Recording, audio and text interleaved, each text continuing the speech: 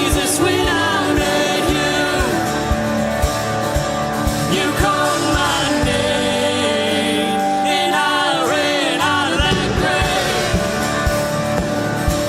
out of the darkness, into your glorious day.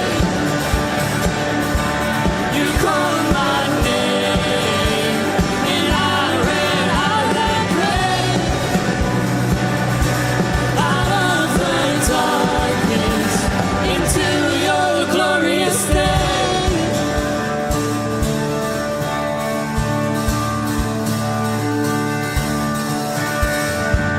I needed rescue, my sin was heavy, but chains break at the weight of your glory. I needed shelter, I was an orphan, now you call me citizen of heaven. When I was broken, you were my healing, now your love is the air that I'm breathing. I have a future, my eyes are open, 'cause when you call my name, I ran out of that grave, out of the darkness, into your glorious day. You called my name, and I ran out of that grave, out of the darkness, into your glorious day.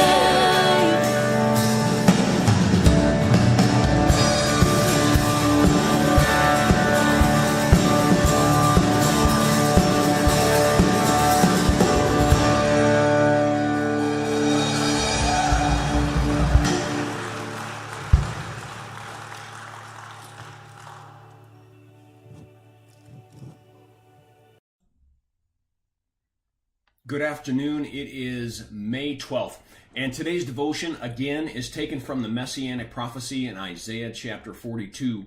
And in this devotion, or in this verse, God is taking care of, through the prophet Isaiah, the topic of idolatry. And he's saying that those people are going to be put to shame. Those people who worship idols and molten images and say to something that has been made with their hands, "You're my God," that they're going to be held accountable. And I think people today would look at that and say, you know, look how archaic that is.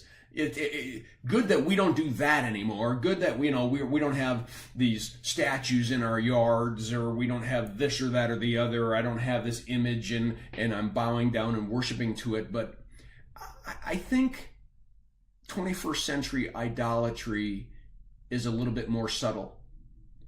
Because see, it may not be in our society that there is an image outside of ourselves that we're bowing down to and worshiping, because we're the idol. We're worshiping ourselves. We're claiming to be the God of our own lives. We're claiming to be the Lord of our own destinies. And I think that's just as futile and maybe even more deadly in the sense that it's not seen. And that's why I call it a subtle idolatry.